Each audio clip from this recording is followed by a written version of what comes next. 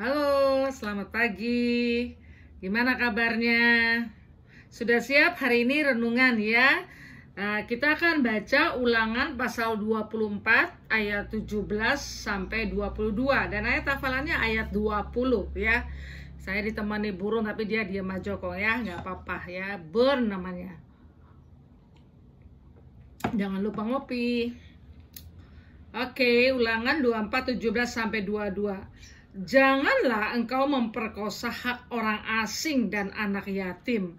Juga janganlah engkau mengambil pakaian seorang janda menjadi gadai. Haruslah kau ingat bahwa engkau pun dahulu budak di Mesir dan engkau ditebus Tuhan Allahmu dari sana. Itulah sebabnya aku memerintahkan engkau melakukan hal ini. Apabila engkau menuai di ladangmu lalu terlupa seberkas di ladang, maka janganlah engkau kembali untuk mengambilnya. Itulah bagian orang asing, anak yatim dan janda, supaya Tuhan Allah memberkati engkau dalam segala pekerjaanmu. Apabila engkau memetik hasil pohon zaitunmu dengan memukul-mukulnya, janganlah engkau memeriksa dahan-dahannya sekali lagi. Itulah bagian orang asing, anak yatim dan janda. Apabila engkau mengumpulkan hasil kebun anggurmu, janganlah engkau mengadakan pemetikan sekali lagi. Itulah bagian orang asing, anak yatim dan janda. Haruslah kau ingat bahwa engkau pun dahulu budak di tanah Mesir. Itulah sebabnya aku memerintahkan engkau melakukan hal ini. Saudara yang dikasihi Tuhan, tema kita tadi hari ini dikatakan Allah mengasihi orang asing ya. Ada bunyi-bunyi burungnya, itu anugerah Tuhan ya. Allah mengasihi orang asing ya. Kalau kita mendengar orang asing akhir-akhir ini kan justru pengajarannya tuh hati-hati terhadap orang asing ya. Apalagi sama anak-anak kan, karena kita tahu ada banyak pelecehan seksual ya yang dilakukan orang asing, sehingga kita mengingatkan jangan hati-hati terhadap orang asing. Nah, ini konteksnya berbeda ya pada saat itu dengan yang sekarang ya. Artinya bahwa kita diajak hari ini memperhatikan justru orang asing. Kalau kita memperhatikan area di mana itu keluarga kita, orang golongan kita, itu sesuatu yang biasa umum. Tapi Tuhan mau mengajar kita hari ini pada orang asing, sikap kita terhadap orang asing. Dan saya salut sekali. Firman Tuhan itu bicara dengan jelas bahwa kamu tuh harus menyediakan, menyisakan dari ladangmu ya.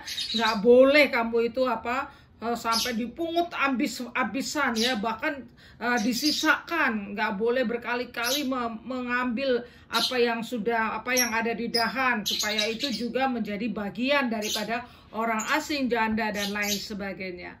Artinya apa?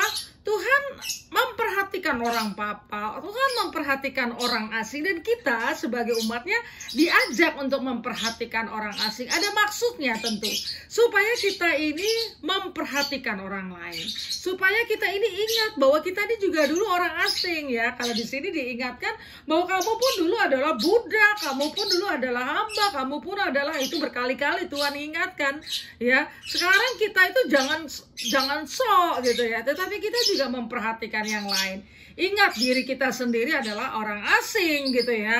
Nah, jangan dilupakan kalau Tuhan mengajak kita memperhatikan orang asing, supaya kita jangan sombong bahwa kita pun dipanggil oleh Tuhan bukan karena kita layak. Kita dulu juga orang asing. Kemudian apa? Supaya Tuhan, pemeliharaan Tuhan kepada seluruh manusia ciptaannya itu juga terpelihara melalui tangan kita ya.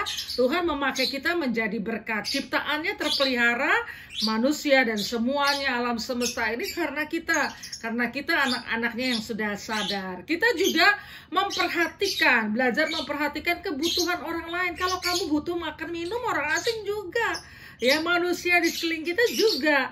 Oleh karena itu kita diajak memperhatikan dan juga menumbuhkan sikap kita yang positif, tidak pelit, tidak murah hati ya, tidak pelit, murah hati kepada orang lain dan memperhatikan.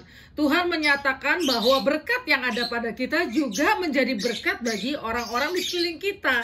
Mari saudara yang dikasihi Tuhan, hari ini renungan kita adalah siapa di sekelilingmu.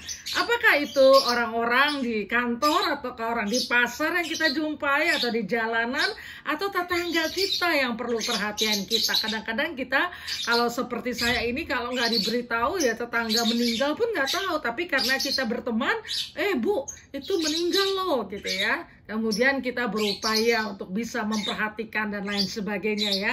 Ada banyak cara supaya kita menjadi berkat bagi orang lain ya. Tuhan sangat concern kepada orang yang papa, para janda dan seterusnya. Dan Tuhan mengajak kita menjadi rekan sekerjanya dalam memelihara akan ciptaannya. Dan kita pun menjadi untung, kita menjadi orang yang murah hati, kita menjadi orang yang menjadi alat kepanjangan tangan Allah di dalam karyanya di dunia ini. Mari kita berkarya, kita berdoa ya. Tuhan, jadikan kami berkat di tengah-tengah kehidupan kami. Jikalau kami berjumpa dengan orang asing, tidak cepat curiga, memang waspada, tetapi kami ingat akan firman Tuhan bahwa kami diajak untuk memperhatikan sekeliling kami. Terima kasih Tuhan, dalam nama Yesus. Amin. Tuhan memberkati. Selamat berkarya ya.